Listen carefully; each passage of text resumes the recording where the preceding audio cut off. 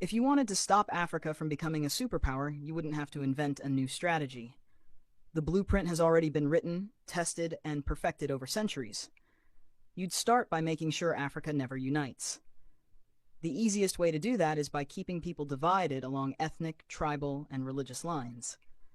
If they ever start working together, remind them of past grievances.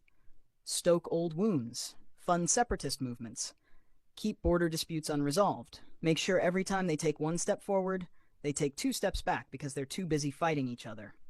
You'd install leaders who serve foreign interests, not their people.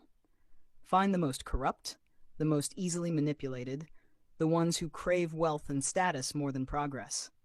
Offer them power in exchange for loyalty. If a leader rises who actually cares about Africa, get rid of them. Assassinate them if necessary. But if that's too messy, just destabilize their government and back a coup. If they talk about nationalizing resources, make an example out of them. If they try to unite Africa, take them out before the idea spreads. You'd keep Africa economically weak by making sure it never industrializes. Let them export raw materials but never process them themselves. Control the mines, the oil fields, the rare earth minerals. Keep them selling cheap and buying expensive. If a country tries to break free and build its own industries, sabotage it. Place sanctions, destabilize its currency, fund local opposition, crash its economy. If that doesn't work, orchestrate a civil war. People can't build when they're too busy trying to survive. You'd make sure their education system produces workers, not innovators. Teach them history that glorifies their oppressors. Make them think their cultures are primitive. Their ancestors were savages. Their future depends on foreign approval. Train them to memorize, not to think critically. Keep their best and brightest looking overseas for opportunities. Make them dream of escaping Africa rather than fixing it. Offer scholarships that take their top minds to the West and never encourage them to return. Let the continent keep training doctors and engineers only for them to go enrich other nations. You'd control their narratives. Own their media, control their stories, dictate their image to the world. Make them believe they are corrupt, hopeless, eternally in crisis. Flood their screens with poverty porn and war zones. Show them charity ads that make them believe they are helpless without foreign aid. Downplay their successes.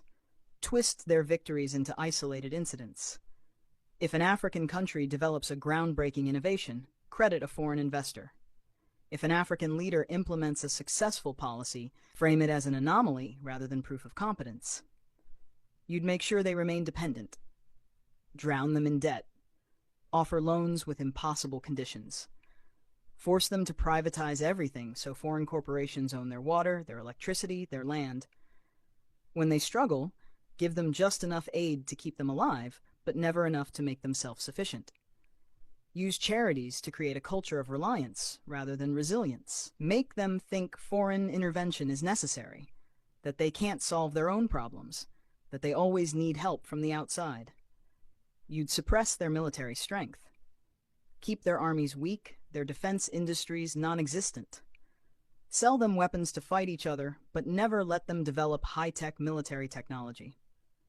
If a country tries to build a strong defense system, accuse them of being a threat to stability. Make sure they always need foreign peacekeepers, foreign military bases, foreign advisors controlling their security. Keep them vulnerable to invasion, coups, and foreign interference. The formula is simple. Divide, corrupt, exploit, miseducate, control. Keep them fighting each other. Keep them looking outside for solutions. Keep them poor, dependent, insecure. Make sure every attempt to break free is met with resistance so strong that the next generation thinks twice before trying again. This isn't a theory. It's history. The real question isn't how to stop Africa from becoming a superpower. It's how Africa can break the cycle despite every effort to keep it down.